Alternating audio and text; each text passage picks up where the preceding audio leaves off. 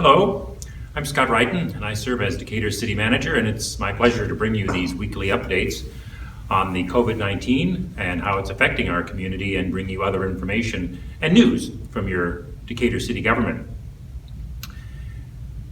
The latest numbers on the positivity rate are that our Region 6, that's our part of the state of Illinois, is at 2.1%, while here in Macon County, the positivity rate is at 1.3%.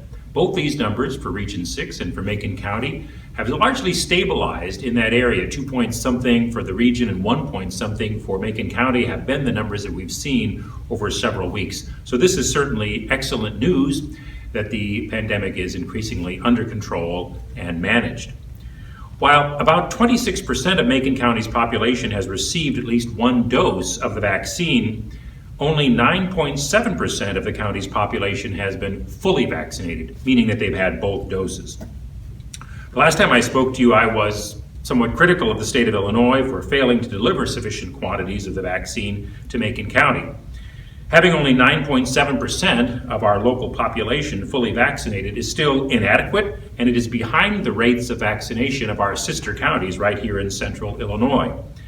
But weekly deliveries of the vaccine are increasing to Macon County, and additional quantities of both the Moderna and the Pfizer vaccines are making their way to local pharmacies, to Crossing Healthcare, and to the Macon County Health Department. So if you're one of those that are in one of the categories that are still allowed to get the vaccine, and you're on the hunt for it, those would be the places to contact.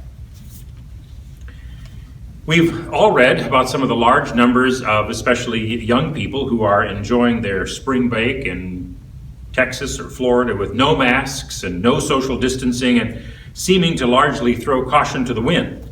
Events like this will soon test the effectiveness of the ongoing vaccination efforts throughout the country, and will verify whether some of the herd immunity things we've been hearing about are starting to kick in.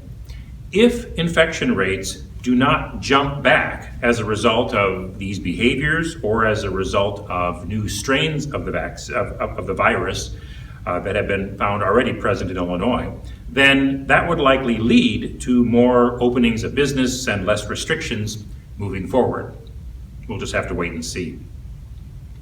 COVID testing is still available here in Decatur in a drive-through way, both at the Civic Center parking lot administered by the State Department of Public Health, and by Crossing Healthcare at their facility near the corner of King and North Water Streets.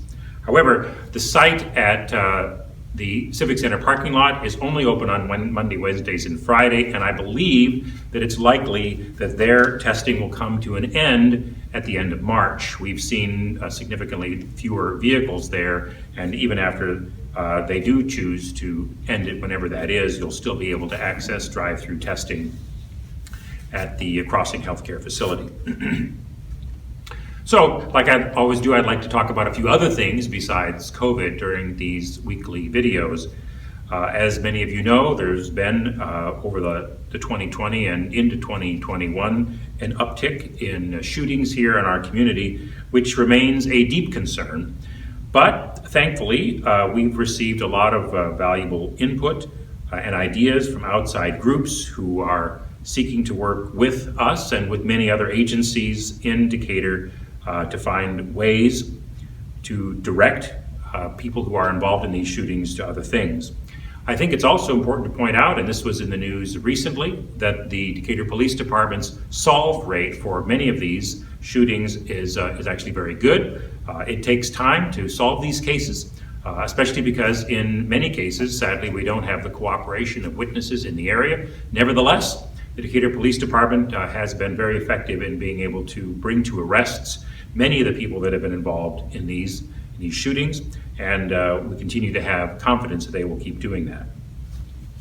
One of the other items that's been in the local news lately has been a decision by the Federal Office of Management and Budget to potentially, this decision hasn't been made in final yet, to potentially downgrade 144 cities across the United States and take away their status as what's called an MSA, or Metropolitan Statistical Area.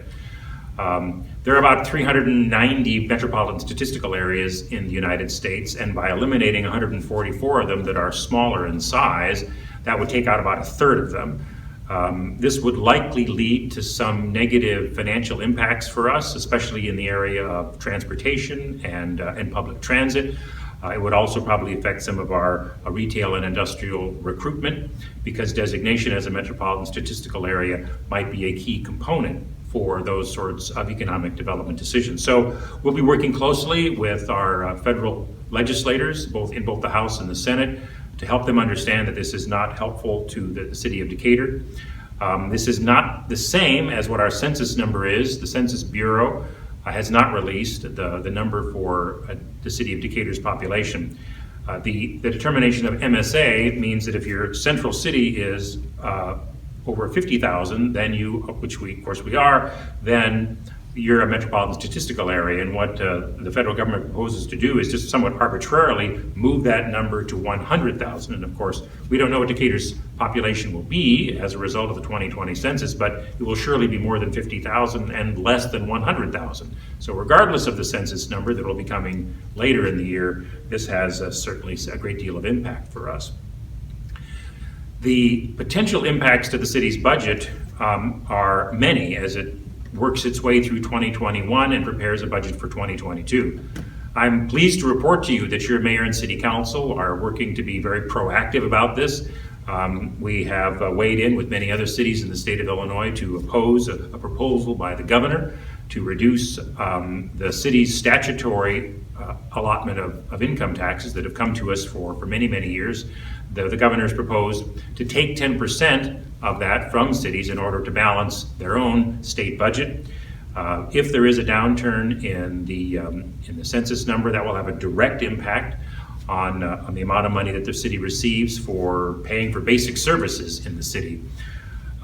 Because many of the taxes that we receive from the state and from other sources are distributed based on whatever our population is. In fact, depending on how some of these trends could go, it could take an additional $2 million out of the general fund next year. So the City Council has decided that they will every quarter review the current year's budget and, if necessary, make changes to the budget to tighten it even more or to examine revenue sources that might be considered more appropriate than traditional taxes. Because they have certainly communicated to me and to the general public that, to the greatest extent possible, they don't want to get through the current as well as future implications of the economic effects of the pandemic by increasing taxes on the citizens. That's not the best way to solve the problem.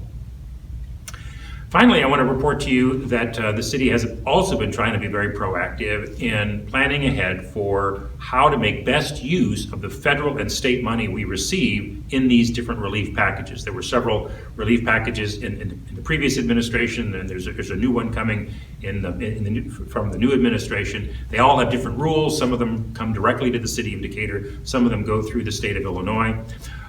But at its most recent meeting, the City Council conducted a healthy discussion about what the best way to use some of the new funds coming. And what they decided was that there's already a lot of money in the system for small businesses and to assist small businesses at this time, for rent and utility assistance. In fact, many of the funds that the City Council has made available for rent and utility assistance aren't being used, as well as for some training programs. So there's money in the pipeline for those.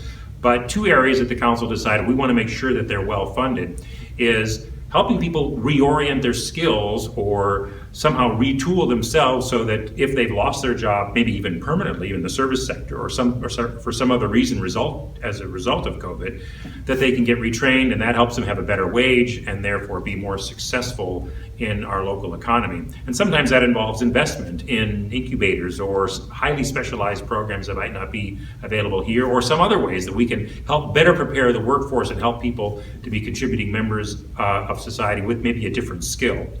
That's the first group that they wanted to fund. And the second is that because we don't know for certain yet what the effect will be when some of these assistance programs that are currently in place run out, or what happens when evictions are allowed to resume, and other implications, that they want to make sure that we have reserve funds available to help out local social service agencies such as food banks or transitional housing or whatever else might be needed when that would occur. So that we are thinking proactively about how to respond when and if that happens.